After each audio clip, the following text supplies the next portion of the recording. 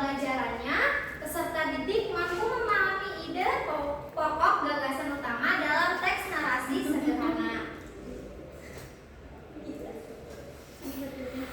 Selanjutnya ada tujuan pembelajaran. Ibu berharap setelah mempelajari materi ini, siswa dapat memahami pengertian ide pokok dan ide pendukung. Yang kedua, mengetahui ciri-ciri ide pokok dalam paragraf. Yang selanjutnya menyebutkan ide pokok dan ide pendukung dalam teks narasi. Dan yang terakhir, menjawab pertanyaan berdasarkan isi teks narasi.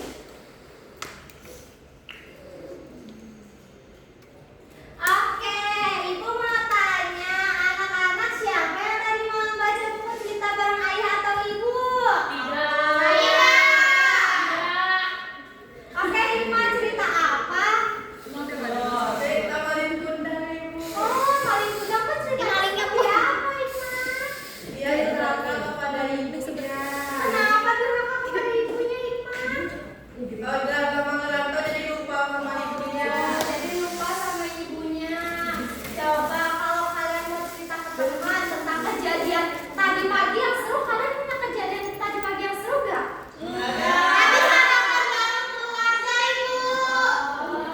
Oke, selanjutnya di dalam cerita yang panjang, kira-kira semuanya penting atau cuma ada satu aja yang paling penting?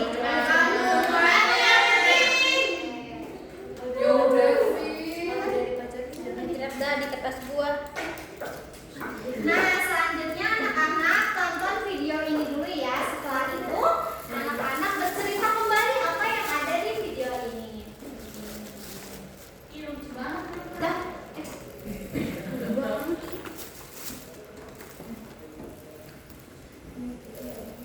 Kok nggak bisa dipencet ya pengelnya? Itu gambarnya doang sama ibu. Demi Allah, gambarnya doang. Ibu itu YouTube apa enggak?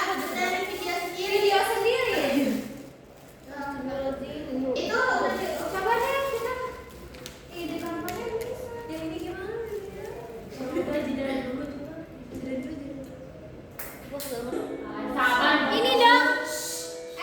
Ulangi dulu dari belum dipincet. Dipencet belum sih? Udah. Oh iya, sorry. Udah. Nanti di crop aja. Oke, anak-anak selanjutnya kita tonton videonya ya. Kura-kura sombong.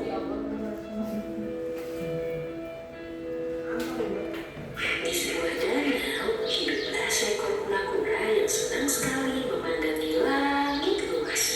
Ia membayangkan dirinya dapat berada di atas sana.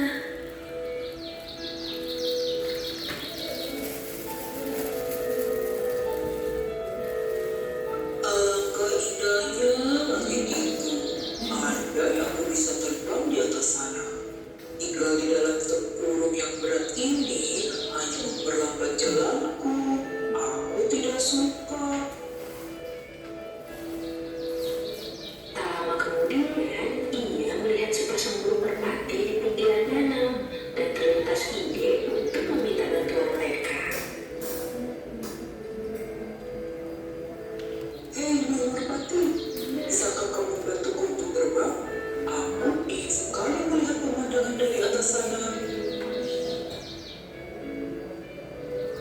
Baiklah, kami akan membantumu mewujudkan impianmu.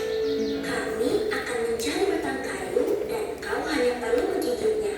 Tetapi perlu diingat bahwa jangan sekalipun kau membuka mulutmu, karena itu akan membuatmu terjatuh. Tenang saja, aku akan menggigitnya sekuat tenaga.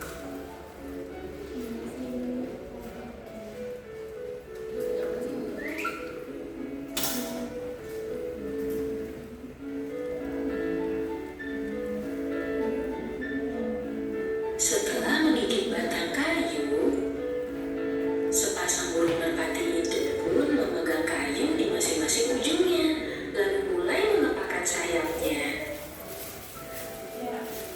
Perlahan-lahan mereka terbang ke langit dan kura-kura sangat gembira.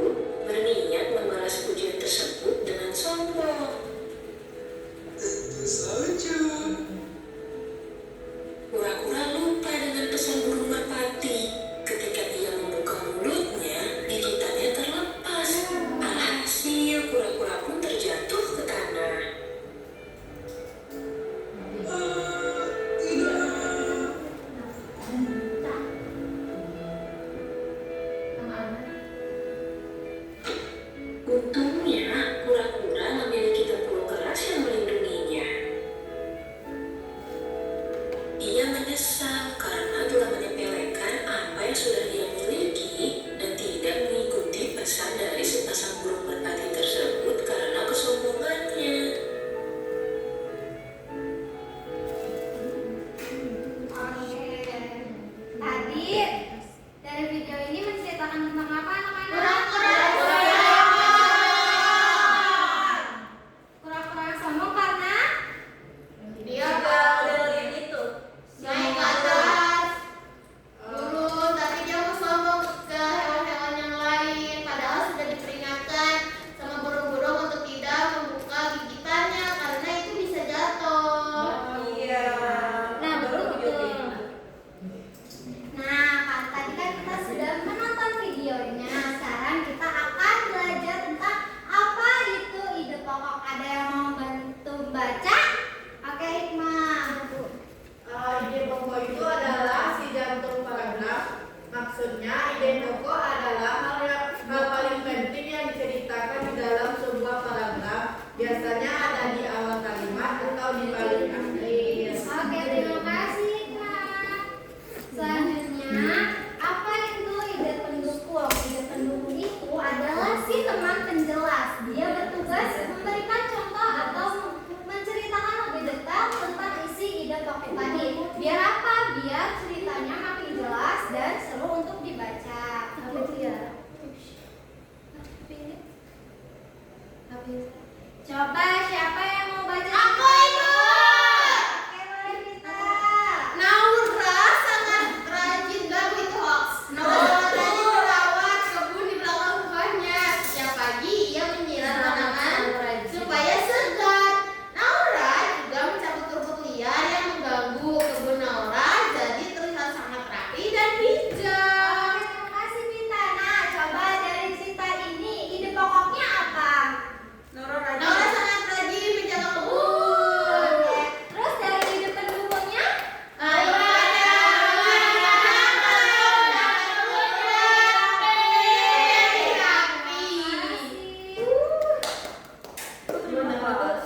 Nah, selanjutnya di sini ada tugas kelompok. Ibu akan membagi kelompoknya menjadi 3. Kita ngerjain LKPD ya, teman-teman. Iya, Ibu. Anak-anak. Oke.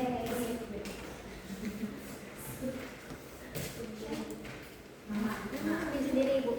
Enggak bertiga, kelompok. Oke anak-anak, boleh dikerjakan ya LKPD-nya. Setelah itu anak-anak boleh maju ke depan untuk menjawab. Gue yang maju, gue yang maju. Apa kegiatan pertama? Ini aku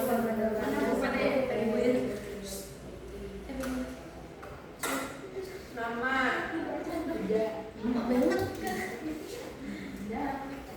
Apa kegiatan pertama yang aku kedua? Ayo dijawab anak-anak. Kegiatan pertama. Dijawab lebih. Gotong royong. Mereka Pendukungnya dia ini menyampaikan karena dia membersihkan selokan sama menyiapkan makanan. Ibu-ibu, siapkan makanan. Ibu-ibu. Sudah, Bu. Anak-anak. Ini. Sudah, Ibu.